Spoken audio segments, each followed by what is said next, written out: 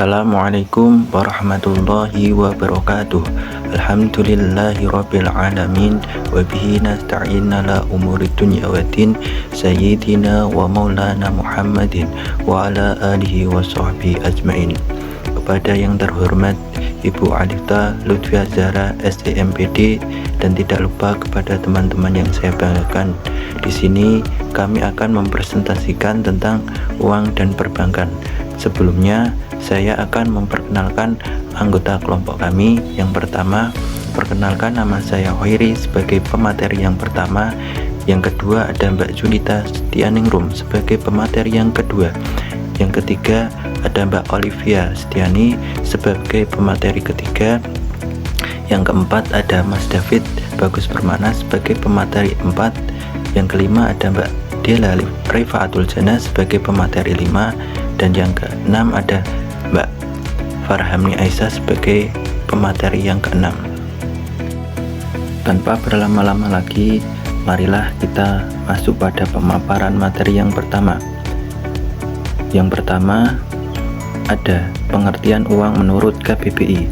Uang menurut KBBI, Kamus Besar Bahasa Indonesia, adalah alat tukar atau standar pengukur nilai kesatuan hitung yang sah, dikeluarkan oleh pemerintah suatu negara berupa kertas, emas, perak, atau logam lain yang dicetak dengan bentuk dan gambar tertentu. Yang selanjutnya ada nilai-nilai uang. Nilai-nilai uang dibedakan menjadi 3. Yang pertama, nilai nominal.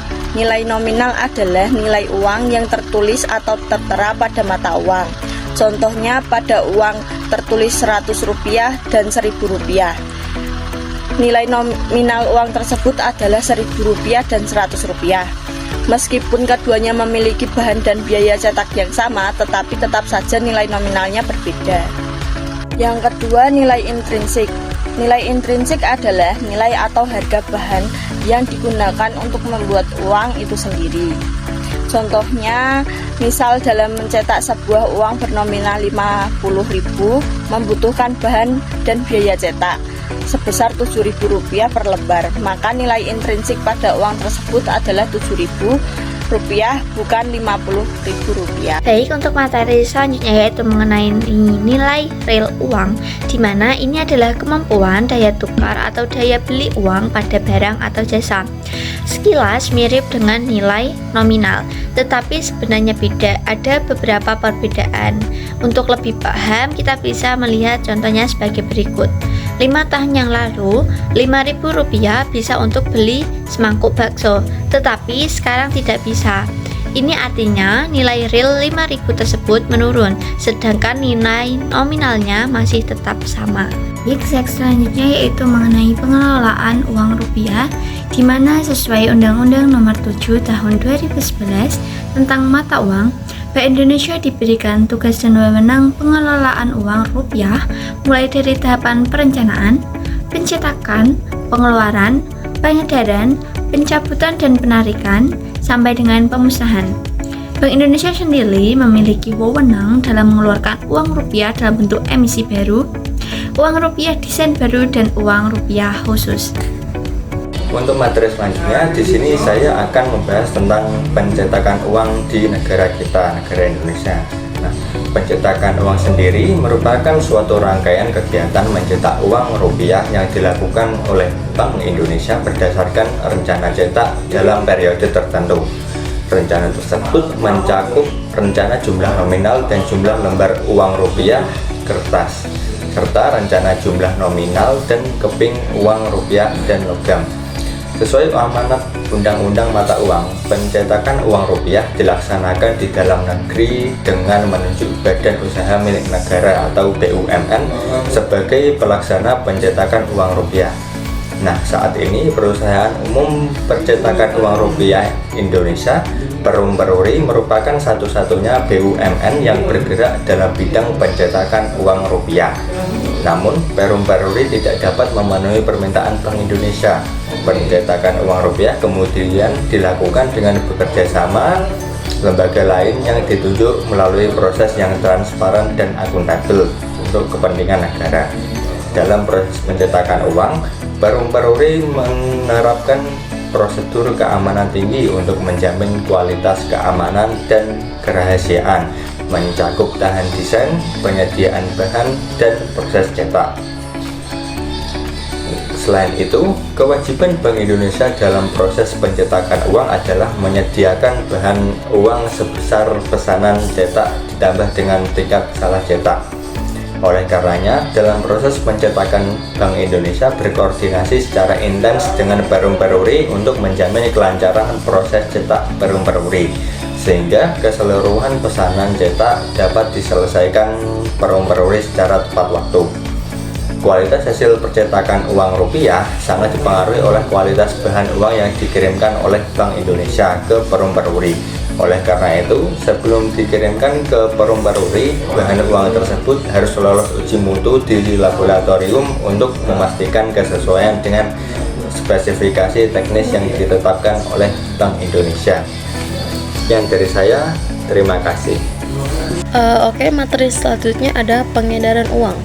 Pengedaran uang rupiah merupakan suatu rangkaian kegiatan mengedarkan atau mendistribusikan rupiah di wilayah negara kesatuan Republik Indonesia. Kegiatan pengedaran uang rupiah mencakup distribusi uang rupiah dan layanan kas. Kegiatan distribusi uang rupiah dilakukan untuk memenuhi kebutuhan kas di seluruh wilayah kerja Bank Indonesia, baik dalam bentuk pengiriman uang dari KPBI ke KPWBI maupun pengembalian uang atau retur dari KPWBI ke KPBI.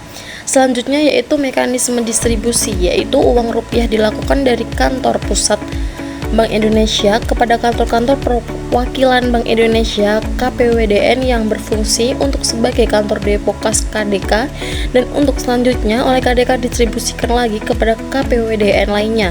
Moda transportasi utama yang digunakan adalah moda transportasi darat, laut, dan udara. Baik, terima kasih Mbak Rifa. Materi selanjutnya yaitu ada controlling uang.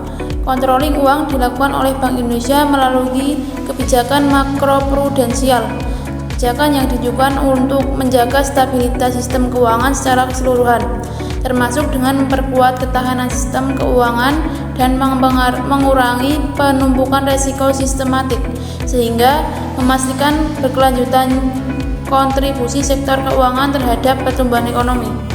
Selanjutnya yaitu ada kebijakan moneter. Selain kebijakan makroprudensial, Bank Indonesia juga mengeluarkan kebijakan lain berupa kebijakan moneter.